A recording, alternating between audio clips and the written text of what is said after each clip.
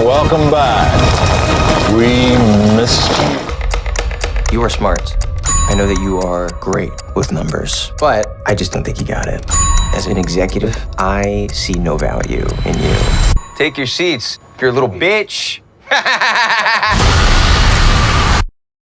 Hey, this week we're looking at Send Help. This is the newest movie from Sam Raimi, starring Rachel McAdams as Linda Liddle and Dylan O'Brien as Bradley Preston. Liddle is a mistreated employee of a financial company where she works in planning and strategy, and Bradley Preston becomes the new CEO of the company. And Linda, of course, has been expecting a promotion based on the previous CEO, the dad of Bradley Preston, passes away. We don't know why or how, but he does. And when Bradley Preston comes in, he wants to make one of the good old boys his VP and not Linda Liddle. So they end up going on a plane ride to Bangkok where the plane crashes, and the only survivors are Linda Liddle and Bradley Preston. This one's been kind of referred to as a horror movie, but it's no more horror than Castaway was. It's just, this is a really well made Sam Raimi movie. You, of course, do have Rachel McAdams, who does a wonderful job as she's kind of this awkward office worker who's dedicated to her work. But because she's dedicated to her work, the people around her don't necessarily think she's the best person to interact with. And then you've got Bradley Preston, played by Dylan O'Brien, who is this arrogant a-hole boss.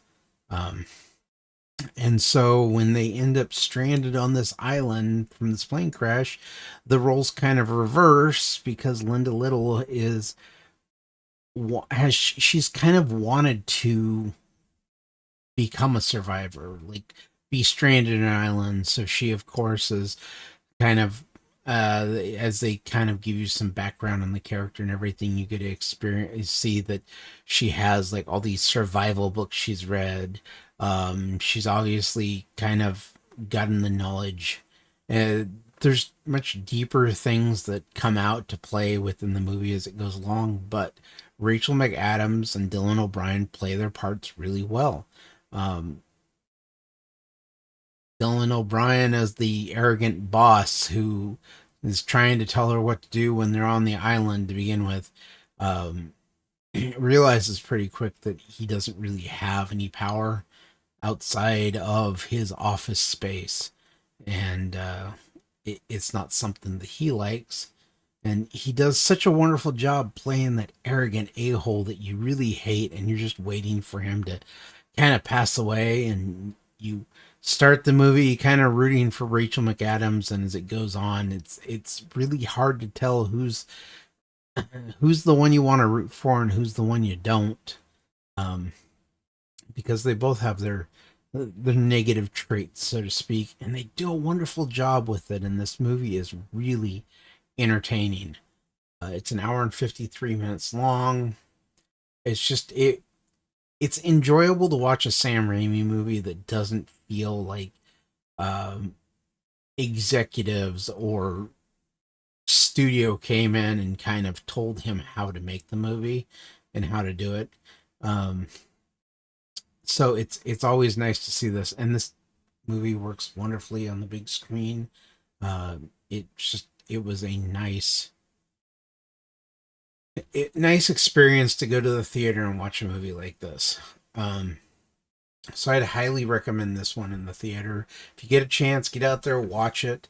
It's kind of an original movie in the sense that we need more of these out there. I don't get me wrong, I do love the big pop bang Marvel movies, superhero movies that are put out, and the big action movies and everything, but you know, it's also kind of nice to sit down and watch like a thriller like this, because that's where I'd put this more, is that this is a thriller. You're trying to figure out what's going on, where the movie's headed. Are these people going to get off the island, or are they going to kill each other? You just don't know what's going to happen. But a great movie.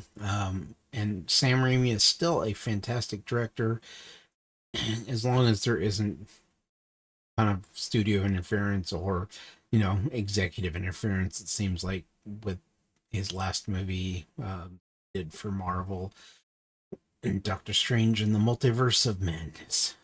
So I'm looking forward to more from him, as I usually am. But if you like the video, leave a comment. If you've seen the movie, let me know what you thought on it.